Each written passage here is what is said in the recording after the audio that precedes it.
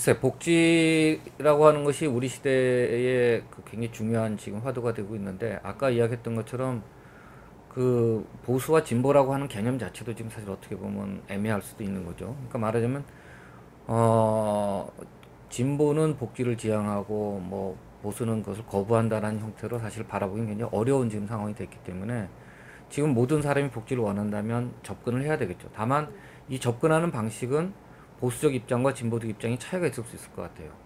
그러니까 조금 더 시장 질서나 현재 현존 질서를 중시하면서 복지적인 혜택을 원하는 쪽은 아무래도 보수적인 시각이 될 것 같고, 반면에 진보 입장은 조금 더 과감한 어떤 변화, 개혁, 뭐 이런 부분에 조금 더 무게감이 갈 수가 있겠죠. 그러니까 복지라고 하는 것 자체가 어떤 특정한 한 정파의 소유물이라고 보기는 굉장히 어렵고, 다만 그것을 어떻게 접근하느냐라고 하는 구체적인 방법론에 있어서는 좀 변화가 일어날 수가 있겠죠.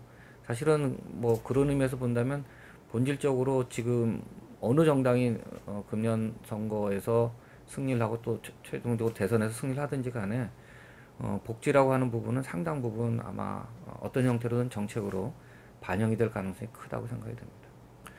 그러니까 석패율 제도는 말하자면 뭐 지금 일본에서 사용하고 있는 방식이지만, 그러니까 취약한 각 예를 들면 정당이 취약한 지역에 후보자를 내고 낙선은 했지만 낙선한 사람들 중에서 가장 높은 득표율을 한 사람을 비례대표의 의석을 통해서 의석을 주겠다라고 하는 것이 이제 석별 방식이죠.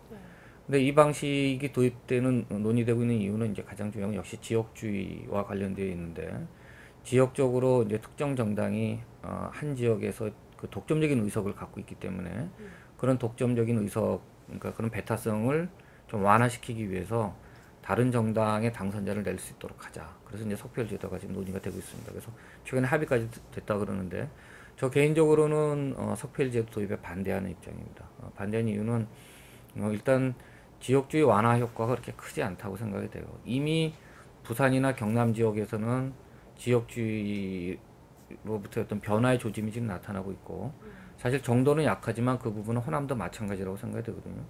그러니까 보다 중요한 거는 각 정당이 자기가 취약한 지역에 적극적으로 다가가서 구애하고 설득하고 지지를 이끌어내려고 하는 노력이 더 중요한 것이지, 단순히 뭐 의원 한두 명 거기서 선출했다 그래가지고 이제 우리는 지역주의로부터 벗어났다라고 이야기할 수는 없는 거죠.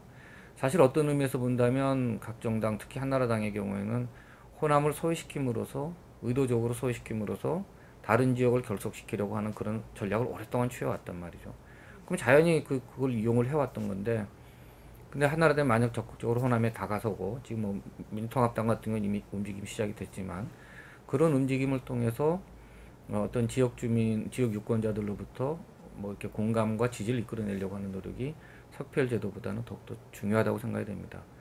그리고 만약 제도적으로 어떤 이런 그 지역주의와 관련된 문제를 해결하고 싶다면, 그렇다면 이런 단 석별 제도보다는 보다 비례성이 높은 제도를 받아들이면 되죠.